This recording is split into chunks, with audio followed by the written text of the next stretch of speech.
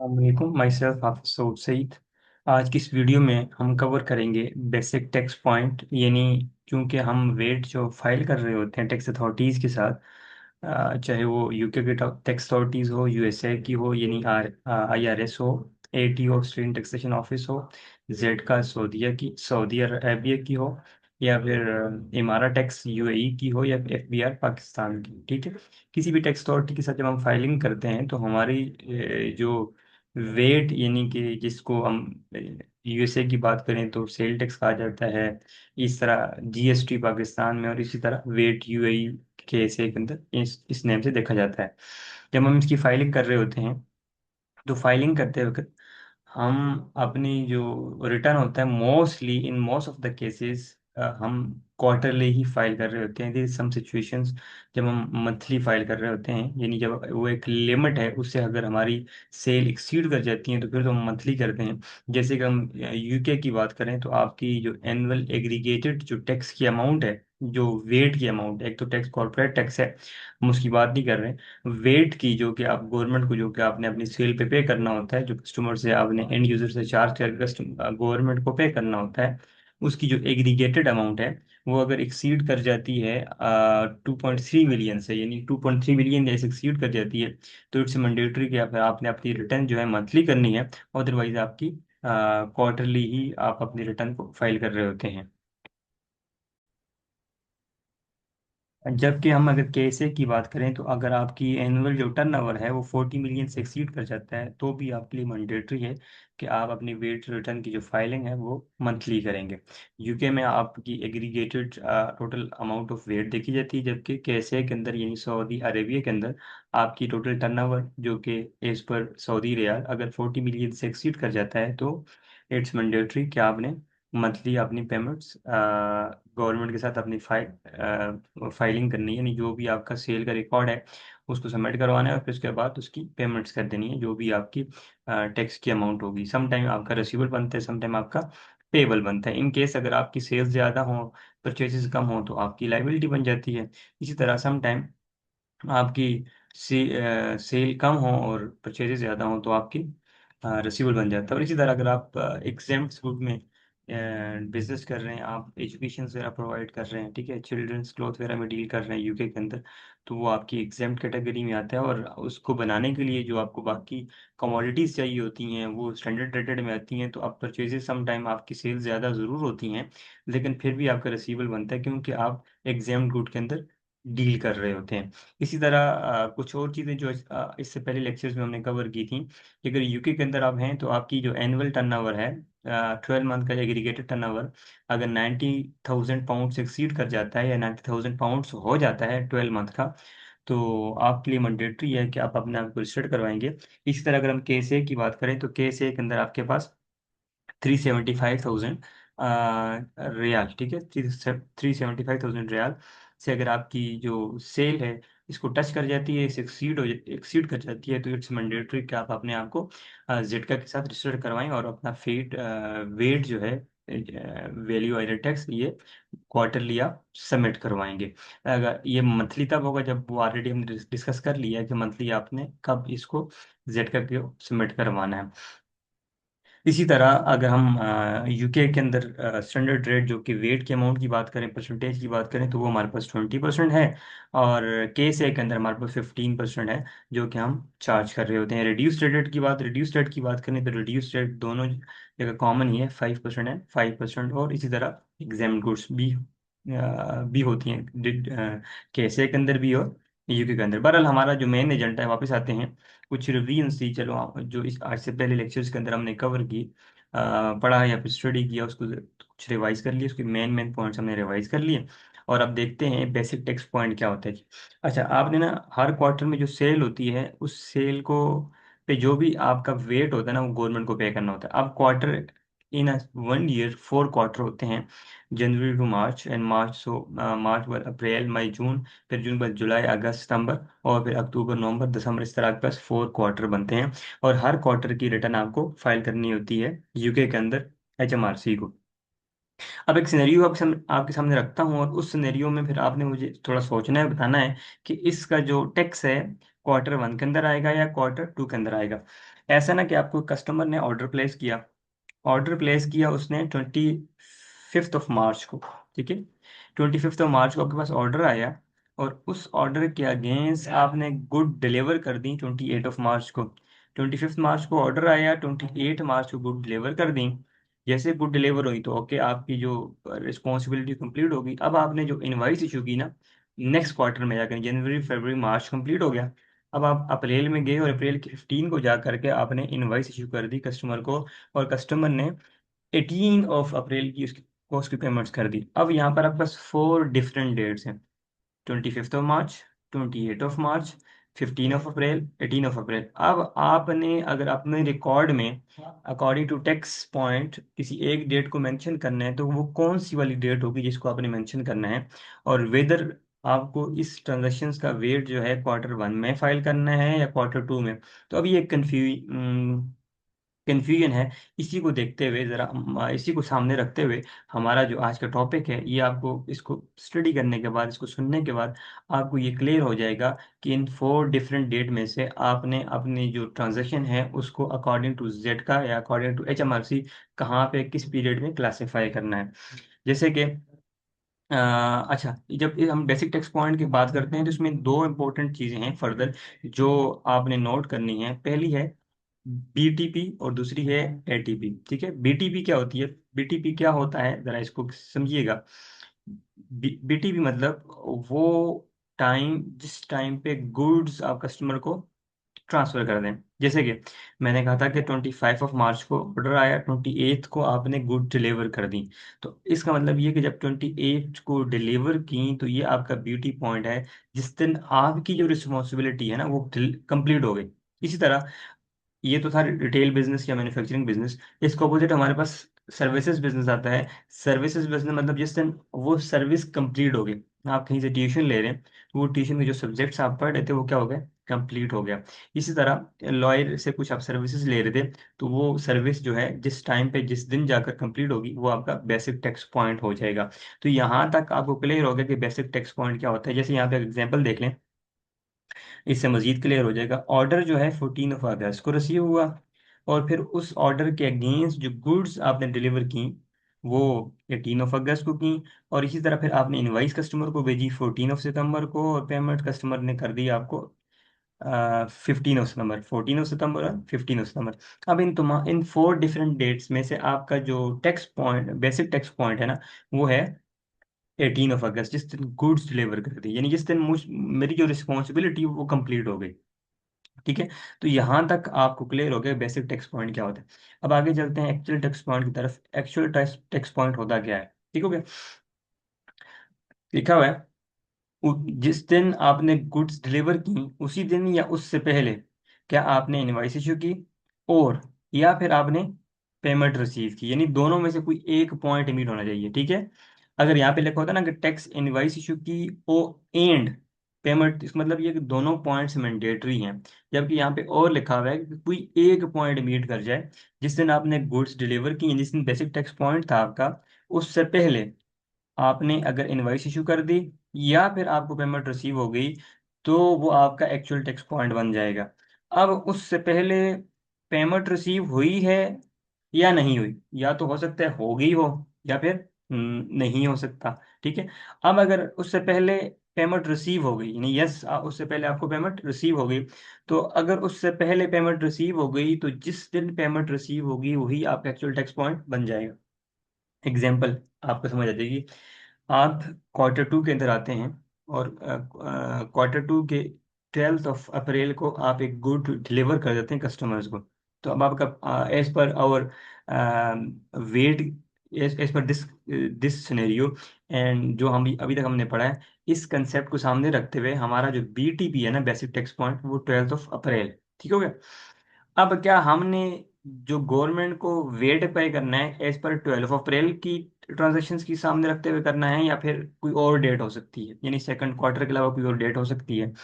तो अब यहाँ पे हुआ क्या कि हमें जो 12 अप्रैल को जो हमने ऑर्डर डिलीवर किया ना, उसकी पेमेंट हमें पहले रिसीव हो चुकी थी 24 मार्च, यानी 24 मार्च को हमें वो पेमेंट रिसीव हो चुकी थी। तो अब यहाँ पर हमारा जो एक्चुअल टैक्स पॉइंट बनेगा ना, वो Q1 बनेगा, और हमें उसकी पेमेंट रिसीव हो चुकी है। और यहाँ पर जो आपका BTP है वो रिप्लेस हो जाएगा ATP से, ठीक हो गया। यानी अब आपने Q1 के अंदर ही अपनी फाइल को रिटर्न, इस ट्रांजेक्शन्स को रिटर्न के अंदर इंक्लूड कर लेना है।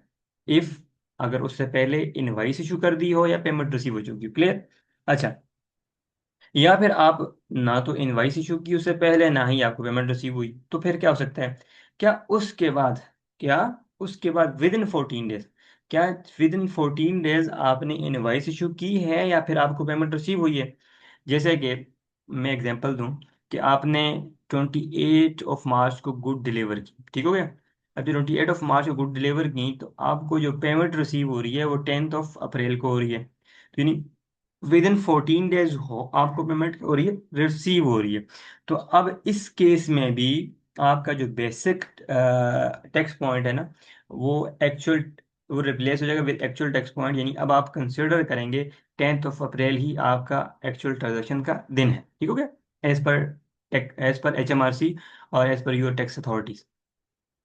अगर ऐसा नहीं है, विद इन 14 डेज जो है आपको पेमेंट रिसीव नहीं हुई, और विद इन 14 डेज ट्रांजेक्शन होने के बाद आपने कोई इनवाइस भी इशू नहीं की, तो फिर आपकी जो बेसिक टैक्स पॉइंट है ना, वही एक्चुअल टैक्स पॉइंट बन जाएगा।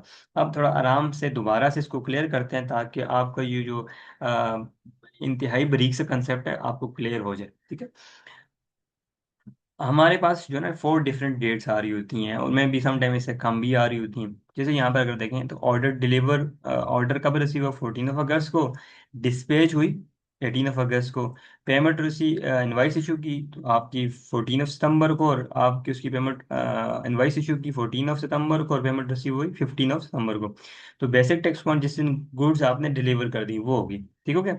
अब अगर इसके बाद आगे आगे देखते हैं, हमारा एक्चुअल टैक्स पॉइंट क्या होगा, क्या यही जो 18 अगस्त, क्या यही एक्चुअल टैक्स पॉइंट है। तो उसके बाद हम देखेंगे कि क्या उससे पहले, जो 18 अगस्त है, क्या उससे पहले हमें कोई पेमेंट रिसीव हुई है। अगर लेट्स सपोज कि यहाँ पर डिस्पैच हमने 18 अगस्त को किया, और उससे पहले हमें 11 अगस्त या 12 अगस्त को हमें पेमेंट रिसीव हो चुकी थी। अब हमारा जो एक्चुअल टैक्स पॉइंट है, जिस दिन को हमने सामने रखते हुए ट्रांजेक्शन को फाइल करना है एज पर HMRC और एज पर टैक्स अथॉरिटी, वो 12 अगस्त होगा, ठीक हो गया। लेकिन हम यहाँ पे मजीद देखते हैं, क्या उससे पहले पेमेंट रिसीव हुई है या फिर उससे पहले आपने इनवाइस इशू की। अगर उससे पहले आपने इनवाइस इशू की है, तो जिस डेट पे आपने इशू की है वही आपकी क्या होगी, एक्चुअल टैक्स पॉइंट।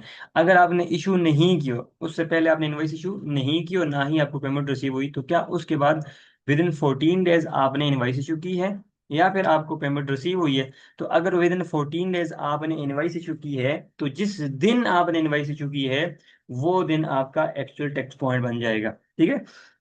अगर विद इन 14 डेज आपने कोई इनवाइस इशू नहीं की और आपको पेमेंट भी नहीं रिसीव हुई, तो फिर इस केस में क्या होगा, आपका जो बेसिक टैक्स पॉइंट है वही एक्चुअल टैक्स पॉइंट बन जाएगा। यानी जिस दिन आपने गुड्स डिलीवर की हैं, उसी ट्रांजेक्शन को सामने रखते हुए आप अपने वेट को फाइल कर रहे होंगे as per your tax authority, as per HMRC।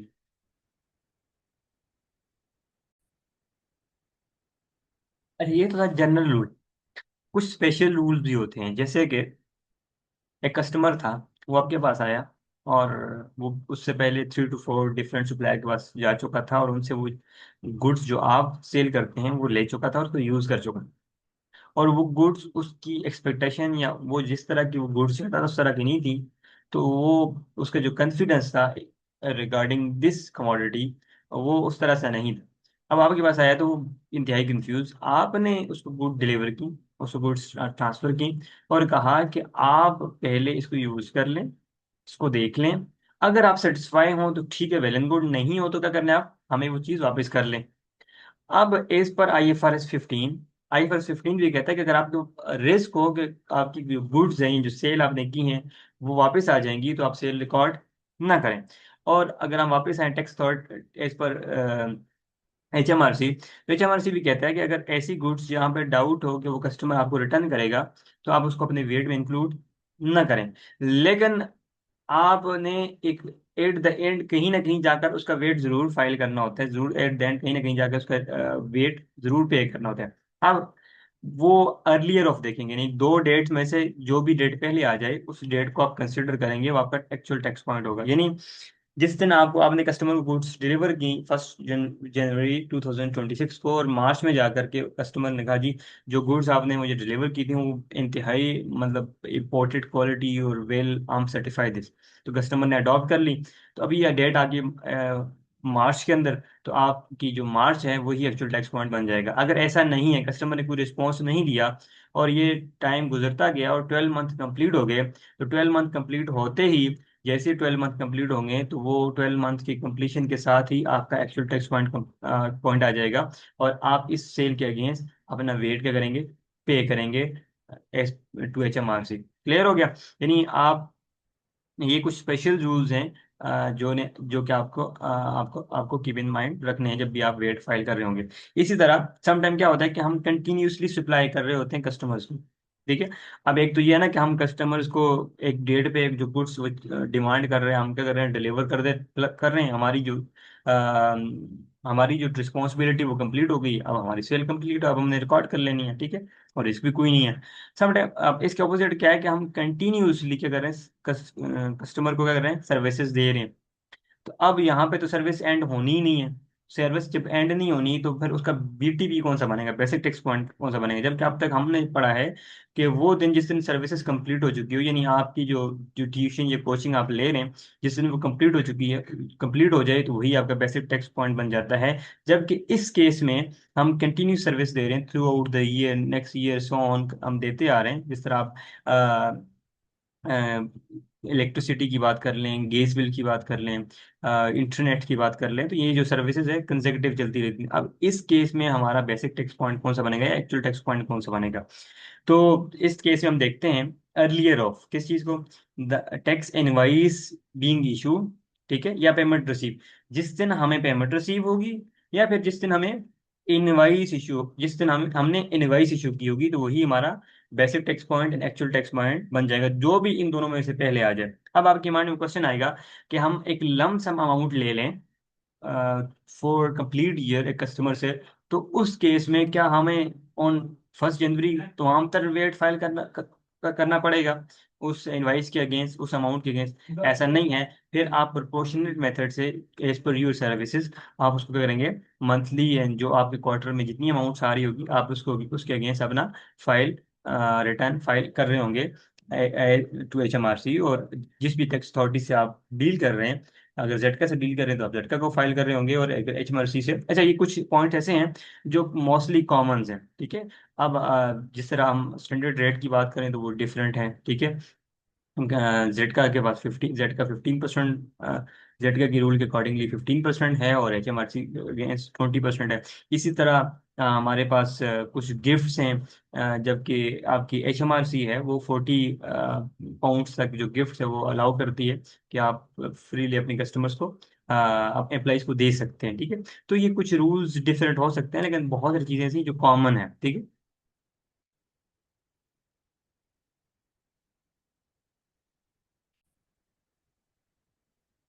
यहाँ पर एक मजीद एक इम्पोर्टेंट कंसेप्ट जो एज पर HMRC इंतहाई इंपॉर्टेंट कंसेप्ट है। समटाइम हम क्या कर रहे होते हैं कि हम कंप्लीट बिजनेस जो है ना सेल आउट कर रहे होते हैं, ठीक है।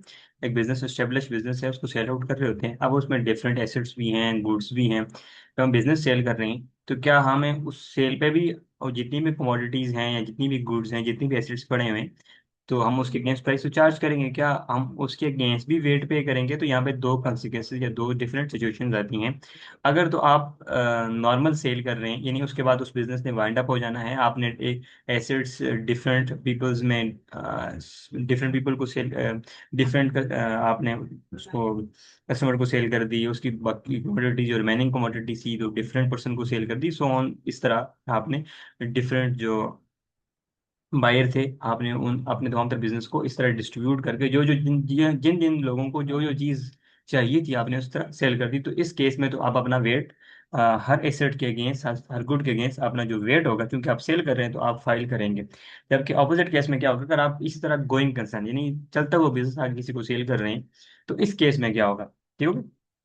तो जब आप चलता हुआ बिजनेस आगे सेल कर रहे हैं तो इसमें कुछ कंडीशंस हैं। अगर वो कंडीशन मीट कर जाती हैं तो आपने फिर वेट फाइल नहीं करना। पहला क्या है कि आप उस बिजनेस को गोइंग कंसर्न चलता हुआ सेल करें। जैसे आप एक कंटिन्यूसली रेगुलर आते हैं और बिजनेस को आप सुबह शॉप पे आ गए और थ्रू आउट द डे आप बिजनेस की एक्टिविटीज परफॉर्म की और फिर शाम को चले गए। तो जो आपसे बाय कर रहा है वो भी इसी तरह से नेक्स्ट डे में आएगा आपसे बाय करने के बाद, और फिर वो भी वही एक्टिविटीज जो आप परफॉर्म करते हैं बिजनेस में उसी तरह से एक्टिविटी परफॉर्म करेगा और बिजनेस सो ऑन चलता जाएगा। ठीक है, number one condition. Number two condition क्या है कि वो जो आपसे बाय कर रहे हैं ना वो उसी तरह का बिजनेस आगे कंटिन्यू करे। यानी आप एक एजुकेशनल इंस्टीट्यूट है तो आपने सेल किया, तो जिस पर्सन ने आपसे बाय किया वो भी आगे उसी तरह की एजुकेशन और उसी को अगर कंटिन्यू रखेगा, उसको चेंज नहीं करेगा। यानी वो एजुकेशन इंस्टीट्यूट से कोई डिफरेंट बिजनेस नहीं उस बिल्डिंग को यूज करते हुए कोई दूसरा सेकंड टाइप ऑफ बिजनेस वहां पे स्टार्ट स्टार्ट नहीं करेगा। यानी वहां पे आप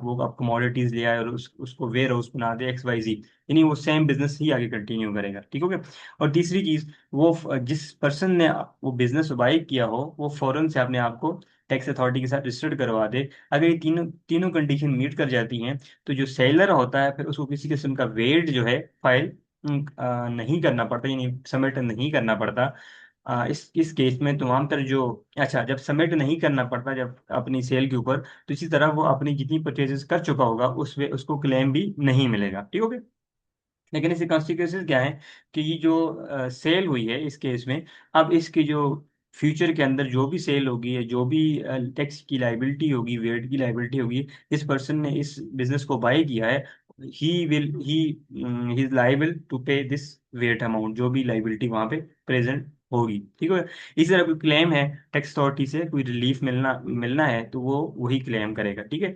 तो in case of sale of business ये दो डिफरेंट सिनेरियो हैं जो कि इंतहाई इंपॉर्टेंट है इन केस ऑफ वेट। अच्छा, जब हम वेट की बात करते हैं तो वेट डिस्टिंग्विश नहीं करता कि आपकी रेवेन्यू एक्सपेंडिचर है या फिर कैपिटल एक्सपेंडिचर है। आप एसेट परचेज करें तो आपको तब भी रिलीफ मिलता है, और अगर आप गुड्स फॉर रीसेल पर्पज के लिए परचेज करते हैं तब भी आपको उस पर रिलीफ मिलता है, दोनों केसेस में। इस तरह आप सेल करते हैं तो सेल करने की सूरत में फिर आपके सामने ये सिनेरियो है, या तो आप नॉर्मल सेल कर रहे हैं बिजनेस को डिफरेंट पीपल के अंदर या फिर डिफरेंट बायर्स के बिटवीन, तो उस केस में तो आपको अपना वेट फाइल करना है। अगर आप गोइंग कंसर्न के through as a going concern sale कर रहे हैं तो फिर आपको वेट फाइल नहीं करना, लेकिन उसके लिए कुछ कंडीशंस हैं, वो कंडीशन मीट होना जरूरी है।